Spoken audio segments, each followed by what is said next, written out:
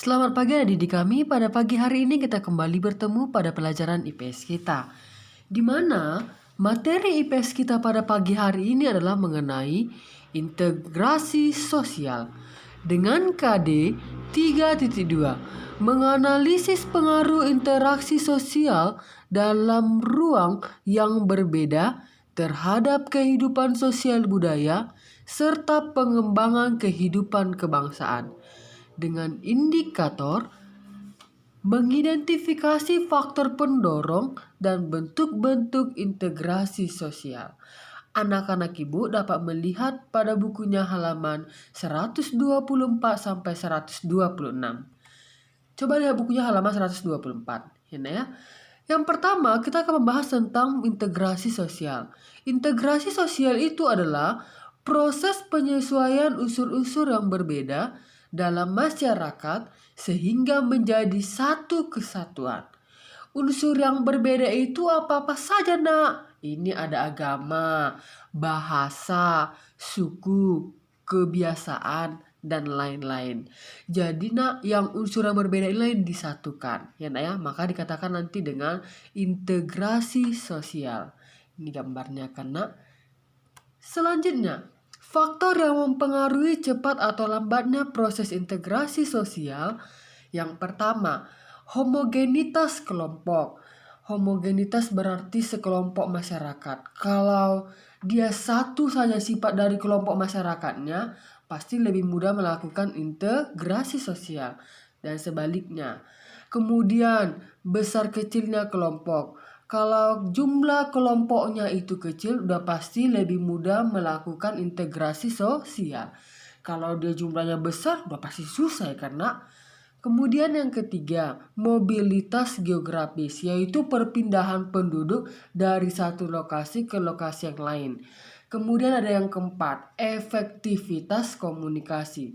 Kalau dia komunikasinya lancar, maka proses integrasi sosial lebih mudah dilakukan.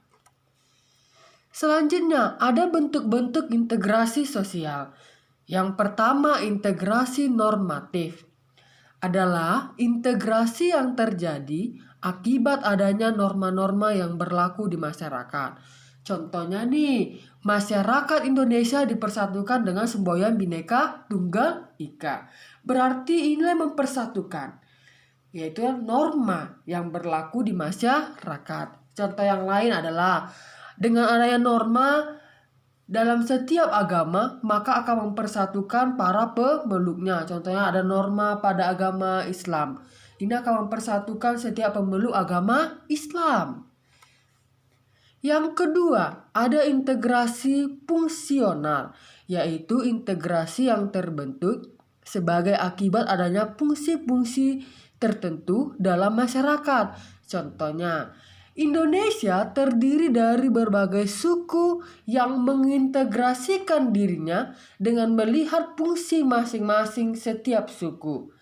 Contohnya suku Minang. Suku Minang itu, Nak, mengintegrasikan dirinya, yaitu mereka pandai dalam hal berdagang. Ya, maka kamu dilihat kalau di daerah-daerah pariwisata seperti Parapat kita contohnya Parapat. Itu rata-rata banyak sekali kan penjualnya orang Minang, ya, orang Padang, Minangkabau, ya, seperti rumah makan sederhana, rumah makan Salero, ya, dan lain-lain. Baru ada suku Bugis. Bugis itu berasal dari Sulawesi Selatan.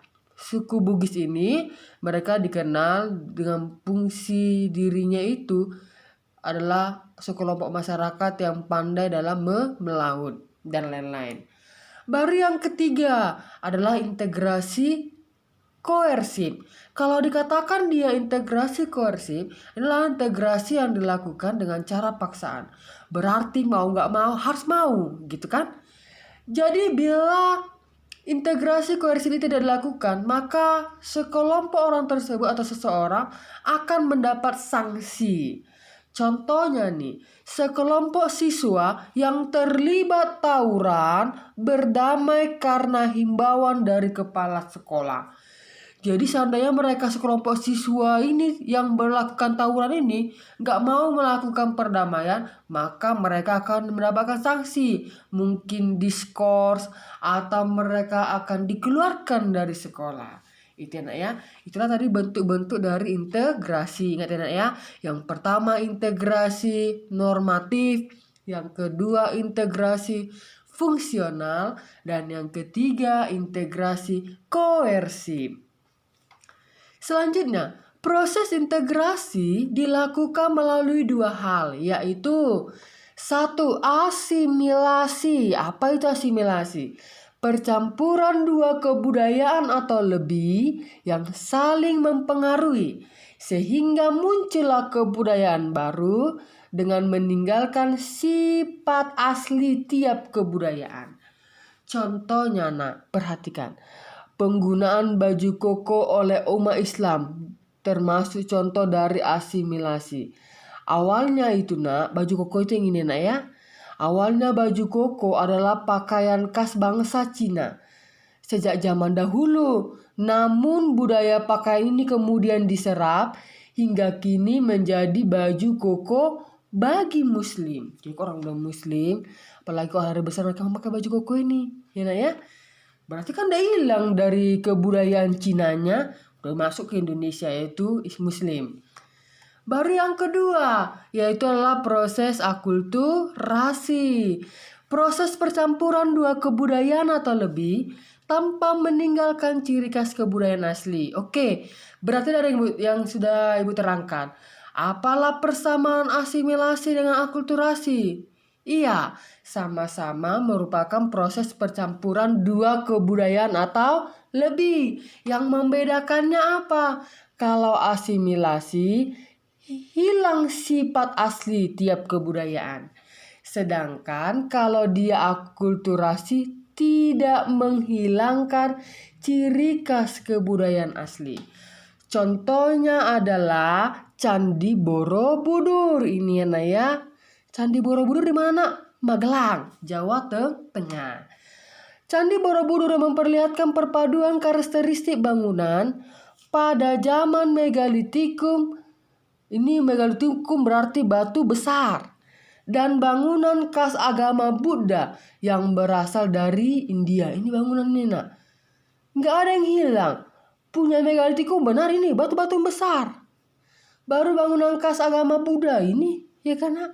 Makanya di sini pun terjadi percampuran dua kebudayaan, tetapi ciri khas kebudayaan aslinya tidak hilang.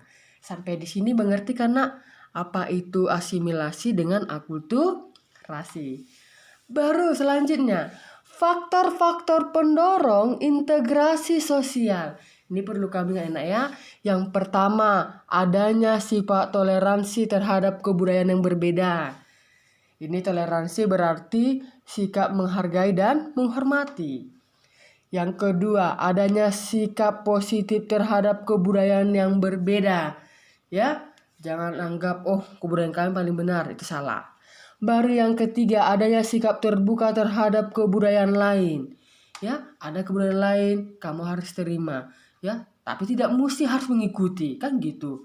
Baru yang ada yang berikutnya, ini yang penting nak. Adanya terjadi perkawinan campuran atau nanti disebut dengan amalgamasi. Berarti kalau bertanya nanti, apalah arti amalgamasi? Yaitu perkawinan campuran. Contohnya nih pada gambar ini nak. Ini adalah orang dari keturunan barat. Ya karena menikah dengan orang Indonesia. Itu dikatakan dengan amalgamasi. Yang sering lagi di Indonesia, pernikahan campuran seperti suku Batak menikah dengan suku Sunda. Ya karena suku Nias dengan suku Batak Toba. Itu amalgamasi. Oke nak, sampai di sini dulu materi Ibu terangkan. Dan inilah merupakan materi kita terakhir di semester ganjil. Berarti nak, nanti ujian semester ganjil kita sampai kepada materi integrasi sosial. Oke anak-anak Ibu, sampai di sini dulu materi Ibu. Ada tugasnya, silakan dikerjakan. Ini contohnya nak, harus di luar dari yang Ibu terangkan. Oke, sampai di sini dulu materi Ibu. Salam sehat.